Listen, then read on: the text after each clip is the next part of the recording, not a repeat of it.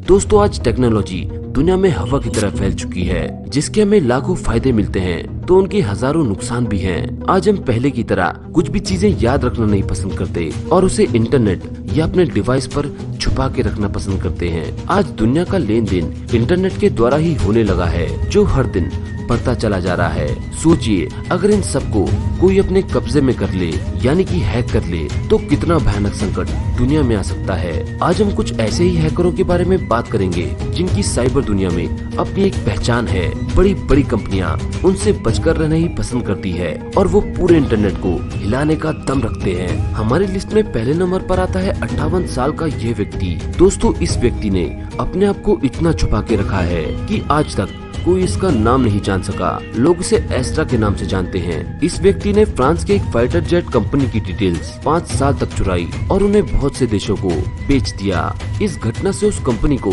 $360 million यानी लगभग 2,500 करोड़ रुपए का नुकसान पहुंचा।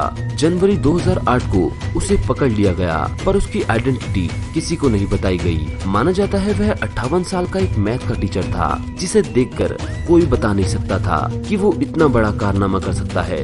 दूसरा, केविन पॉल्सन।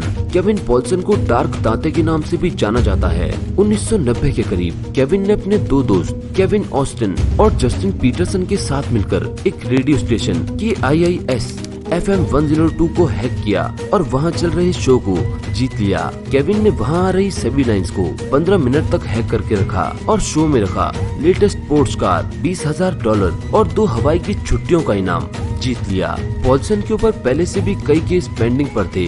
1991 में केविन को एक सुपरमार्केट के कर्मचारियों ने पहचान लिया और उसे पकड़ लिया गया। पकड़े जाने के बाद पॉल्सन ने बताया उन्हें उस सुपरमार्केट में जाने का बहुत पछतावा है। Owen Thor Walker. Owen Thor Walker को अकिल नाम से भी जाना जाता है। 18 साल की उम्र में ओवेन ने हैकरों का एक बहुत बड़ा ग्रुप खड़ा कर दिया। ओवेन ने एक खतरनाक AK बॉट वायरस बनाया जो हवा की तरह 13 लाख कंप्यूटर तक पहुंच गया। ये वायरस पूरे सिस्टम को आसानी से खराब कर देता था। खास बात ये थी कि अच्छे से अच्छा एंटीवायरस भी इस वायरस को पकड़ नहीं पाया। यह वायरस किसी कंप्यूटर का यूजर नेम, पासवर्ड, यहाँ तक कि क्रेडिट कार्ड डिटेल्स भी पता करने में मदद करता था। इतना खतरनाक होने के कारण इस AK बॉट वायरस ने यूनिवर्सिटी ऑफ पेंसिल्वेनिया के कंप्यूटर नेटवर्क को तबाह कर दिया। बाद में FBI ने न्यूजीलैंड सरकार के साथ मिलकर ओवेंस को गिरफ्तार किया, पर 2008 में कोर्ट ने उसे अपराधी ना मानते हुए रिहा कर दिया। कोर्ट का कहना था कि ओवेंस ने जानबूझकर किसी लालच के चलते ये सब नहीं किया। आज ओवेंस 28 साल का है और साइबर सिक्योरिटी की दुनिया में न्यूजीलैंड सरकार की मदद करता है। चौथा, एनोनिमस। एनोनिमस का मतलब होता है एक ऐसा व्यक्ति जिसकी कोई पहचान न हो। दोस्तों एनोनिमस इंटरनेट में मौजूद एक ऐसा ग्रुप है जिससे हर देश की सरकारें डरती है। इस ग्रुप के लोग पूरी दुनिया में फैले हुए हैं। ये कोई भी हो सकते हैं, जैसे आपके ऑफिस का कोई आदमी, आपके कॉलेज का कोई लड़का या आपके पड़ोसी, कोई भी। इनकी बस एक मांग है, जो है पूरी दुनिया के लोगों को एनोनिमस बनाना। दोस्तों ये लोग चाहते हैं कि इंटरनेट में सबको बराबर अधिकार मिले, कोई किसी पर भी नजर न रख सके। अगर किसी के भी साथ बुरा होता है तो ये ग्रुप उनसे बदला लेता है। ये लोग अपने फायदे के लिए ये सब नहीं करते। ये सब सिर्फ करप्ट लोगों को मजा चखाने के लिए करते हैं। यह ग्रुप इतना मजबूत है कि इनसे कुछ मतभेदों के चलते इसने चाइनीज गवर्नमेंट वेबसाइट को भी हैक कर वहाँ के लोगों की जानकारियाँ चुरा ली। यही नहीं, इसने FBI को भी नहीं छोड़ा, जिस वजह से दुनिया के सारे देश इनसे दूर ही रहना पसंद करते हैं।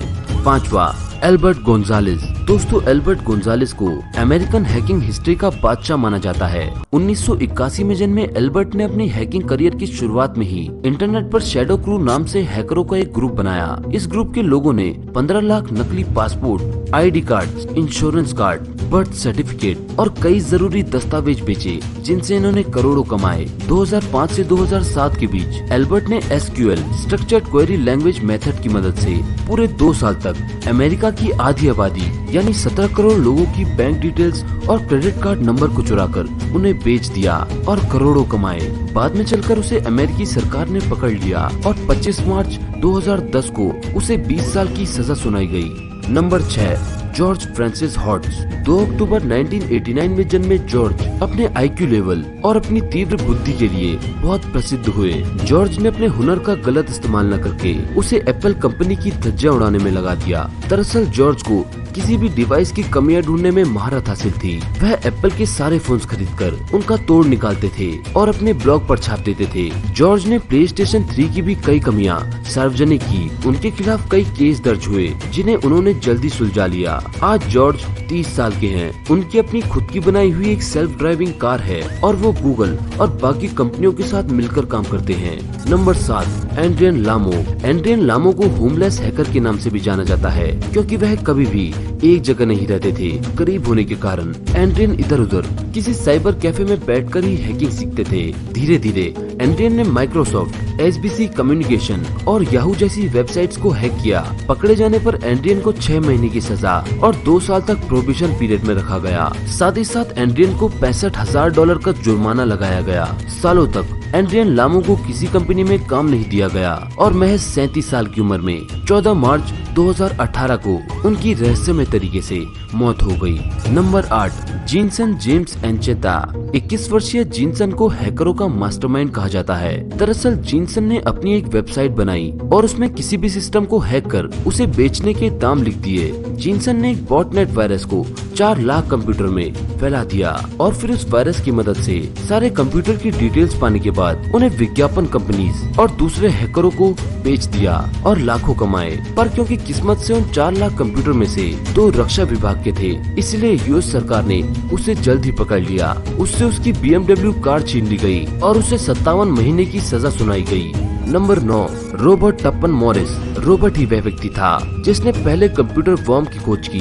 नवंबर 2, 1988 को मॉरिस ने मॉरिस वर्म नाम से एक वायरस बनाया जो डिस्ट्रीब्यूट डिनाइल सर्विस के आधार पर काम करता था। इस अटैक से सामने वाले कंप्यूटर पर इतना ट्रैफिक भेजा जाता है जिससे वो बंद पड़ जाए। एक वायरस और एक वर्म में फर्क बस इतना होता है कि एक वायरस को ऊपर से कमांड की जरूरत पड़ती है, जबकि एक वर्म, एक कीड़ा, खुद ब खुद सिस्टम को तबाह कर देता है। इस वर्म ने कई सारे कंप्यूटर्स को नुकसान पहुंचाया, जिस वजह से रॉबर्ट को 3 साल की सजा सुनाई गई। नंबर 10, मैथ्यू बेवन और रिचर्ड प्राइस यानी कि ऊजी और द डाटा स्ट्रीम काउबॉय। इन हैकरों के कारनामे ऐसे थे कि अगर ये जल्द पकड़े न जाते तो शायद आज वर्ल्ड वॉर 3 हो चुका होता।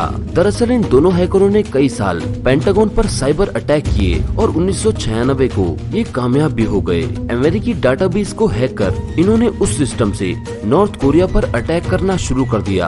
अब क्योंकि ये गवर्नमेंट वेबसाइट से अटैक कर रहे थे तो नॉर्थ कोरिया भी इसे सहन नहीं करता और वर्ल्ड वॉर 3 हो सकती थी, पर समय पर इन्हें पकड़ लिया गया जिससे इतना बड़ा संकट होने से बच गया।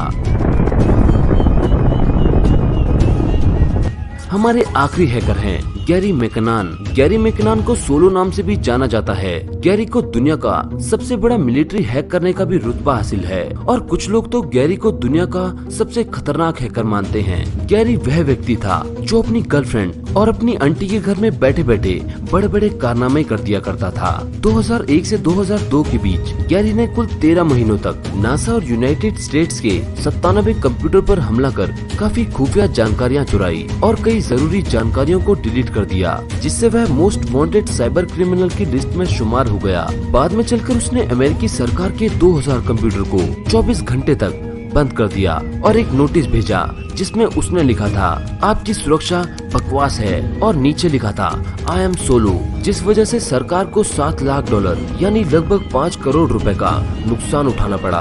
बाद में गैरी को जब US सरकार ने पकड़ा तो उसका कहना था कि मैं तो बस एलियन स्पेसक्राफ्ट, UFO और सौर ऊर्जा की जानकारियां ढूंढ रहा था। लोगों का मानना था कि गैरी को वहां से कुछ ऐसी जानकारियां मिली जिससे नासा में चल रहे बड़े से बड़े राज खोले जा सकते थे। वो क्या था? आखिर वह उन फाइल से क्या करना चाहता था? क्या सही में वह नासा का कोई खुफिया प्रोजेक्ट था? ऐसी कौन सी बातें हैं जो आम नागरिकों से छुपाई गई, जानेंगे हमारी अगली वीडियो में। दोस्तों, आपको इन सभी हैकरों में सबसे अच्छा कौन लगा? क्या आप भी एक हैकर बनना चाहते हैं? हमें कमेंट बॉक्स में जरूर बताएं। दोस्तों, ऐसी वीडियोस बनाने में बहुत मेहनत लगती है, तो कृपया अपना सपोर्ट दिखाएं और चैनल को सब्सक्राइब करना न भूलें, जिससे इसका अगला पार्ट आप सबसे पहले देख सकें।